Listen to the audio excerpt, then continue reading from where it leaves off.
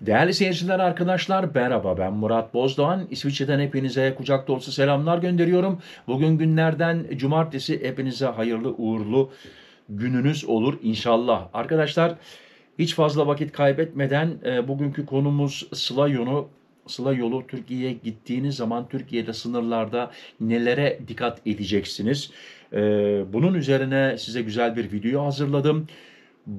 Bu konu bittikten sonra İsveç'ten değerli kardeşimiz başına ne gelmiş Türkiye sınırında, Kapıkule'de.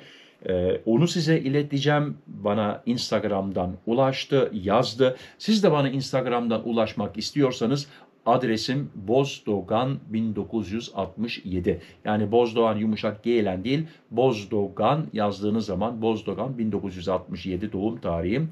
Bana ulaşabilirsiniz. Bana da oradan özel olarak yazabilirsiniz. Şimdi hemen konuya giriyoruz. Havalimanında dövizde tefeci tarifesi tezgahı kurmuşlar. 1000 avroda 1000 lira fark çıkıyor. Arkadaşlar, sonuna kadar izleyin. Bakın, şu anda 2024 yılındayız. Mayıs ayındayız. Şimdiki fiyatları öğreneceksiniz. Simit kaç para? Su kaç para? Taksi kaç para? Park ücretleri kaç para? Hemen konuya giriyorum ve devam ediyorum. Yeme içme fiyatları yüksek derken şimdi de havalimanlarındaki döviz büroları tepki topluyor. 34 lira olan avro havalimanında 27 liradan alınıp 43 liradan satılıyor. Arkadaşlar, devam etmeden önce arabayla giderseniz, mesela Kapıkule'den giriyorsunuz. Kapıkule'de para bozdurmak istiyorsunuz. İlk önce lütfen cep telefonundan Google'dan bakın bakalım piyasada avro ile Türk lirası kaç para? Diyelim ki 34 lira, 35 lira. Ona göre orada döviz bürosuna bir sorun bakalım size kaç paradan satacak. 35 lira normalsa, size 40 TL daha fazladan satıyorsa bana göre yani biraz fazla oluyor. Onun için arkadaşlar, bunun tek çözümü devam etmek. Bir şehire geldiğiniz zaman her şehirlerde zaten döviz büroları var. Oralardan paranızı bozdurabilirsiniz. Devam ediyorum. 1000 avroda 10.000 lira fark çıkıyor. Bakın, 1000 euro çevirdiğiniz zaman Türk lirası 10.000 lira fark ediyor. Yerli ve yabancı turistler bu bir soygun dedikleri durumdan şikayetçi. Yüksek otopark ücretleri, kiralık otomobiller ile taksi problemleri de cabası. Türkiye Gazetesi'nin haberine göre restoran ve kafelerdeki yüksek fiyatlar havalimanlarında çarpan etkisiyle karşımıza çıkıyor. Bir simidin 200 lira, sandviçin 500 lira, 3 dilim su böreği ve çayın 2499 TL olması vatandaşların tepkisine neden oluyor. Milyonlarca kişinin kullandığı havalimanlarında su içmek bile ateş pahası. Yeme içme fiyatlarının ardından son dönemde bir şikayet silsilesi de döviz bürolarından geldi. Havalimanlarındaki döviz bürolarında döviz kuru farkı iç piyasanın kat ve kat üstüne çıktı. Piyasada 34 lira olan bir avro havalimanında 27 liradan alınırken 43 liradan satılıyor. Normal şartlarda havalimanlarındaki döviz bürolarında iç piyasaya göre her zaman belli farklar olurdu. Bu rakamlar 1 ile 3 lira arasında fark ederdi, ancak gelinen noktada 10 lira fark olması yerli ve yabancı turistleri isyan ettirdi. Sosyal medyada tepki toplayan bu durum paylaşım rekorları kırdı. Birçok kişi döviz fişlerini paylaşarak bu kadar fark olmaz yorumları yaptı. 10.000 lira fark çıkıyor.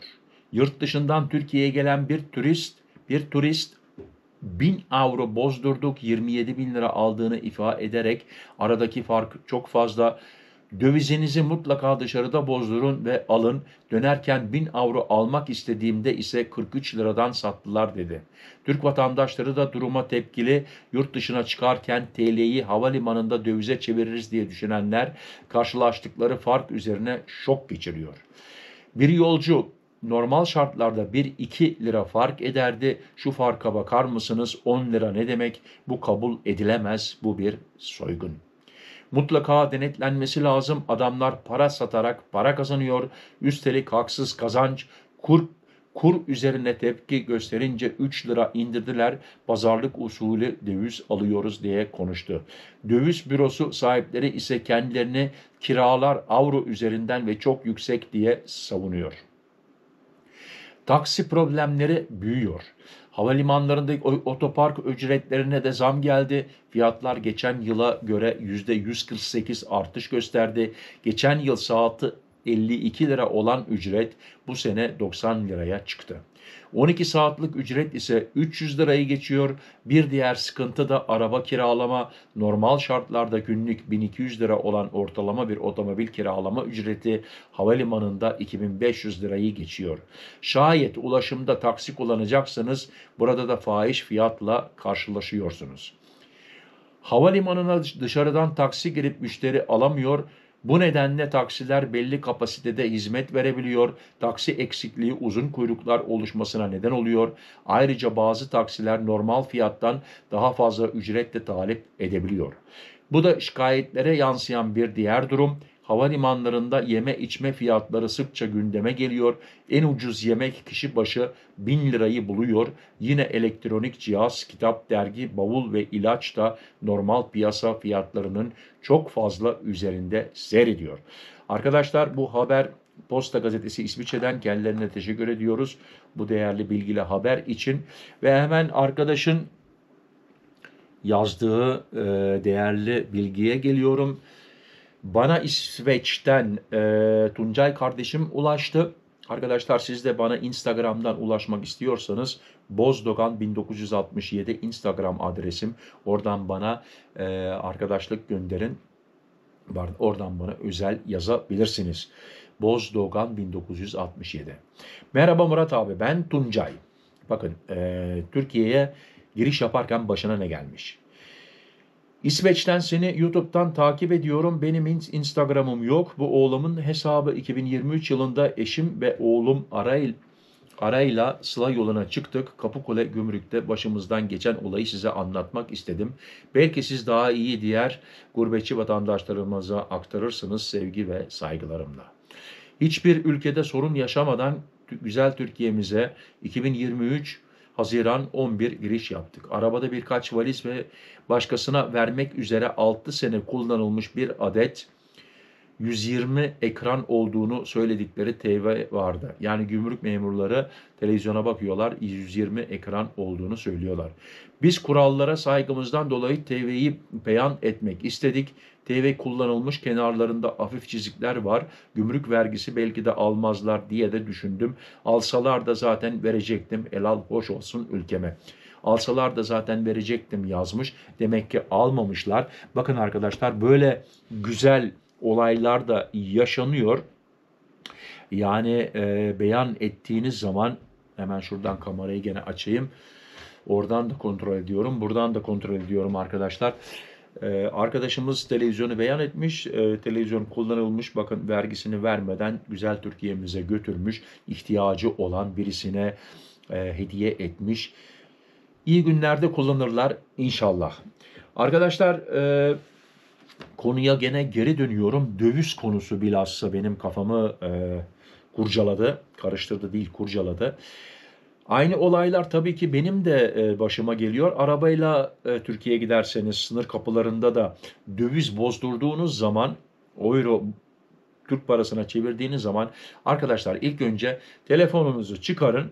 Bakın bakalım euro ile Türk parası o anda kaç para? Oradan döviz bürosuna sorun bakalım size kaça değiştirecekler. İşinize gelmezse arabanızdan devam edin. Gelecek bir şehrin içinde döviz büroları var. Onlar daha avantajlı oluyor. Bunu hepimiz biliyoruz. Onun için arkadaşlar, en iyisi böyle yapın derim. Murat Bozdoğan da artık böyle yapıyor. Başka bir çare kalmadı. Arkadaşlar, şimdilik bu kadar. Bunlar en son gelen haberler, gördünüz. Bilhassa havalimanlarında simit kaç para, su para, bunlar aşırı pahalılaştı. Ben şahsen daha yeni gittim geldim. Nasip olursa Haziran'da 2 kere Türkiye'ye gideceğim. Bir kere arabayla, bir kere uçakla. Tabii ki en son yenilikleri neler değişmiş, dövizler kaç para, simit kaç para, bunları da hep beraber öğreneceğiz. Arkadaşlar beni seyrettiğiniz için teşekkür ederim. Beğendiyseniz bir like verin. Altına sizler ne düşünüyorsunuz bana yorum yazın. Düşüncelerinizi yazın. Bir sorunuz varsa tabii ki sorunuzu sorabilirsiniz. Arkadaşlar abone olmadıysanız, abone de olursanız daha çok sevinirim, gurur duyarım. Ailemiz günden güne büyüyor. Hedefimiz 30 bin oldu. Şu anda 20 bini geçtik. Sizin sayenizde hepinize çok çok çok canı gönülden teşekkür ederim. İyi ki varsınız. Kendinize dikkat edin, sıhhatınıza dikkat edin. Sıhhatli kalın, benimle kalın. Hoşça kalın. Murat.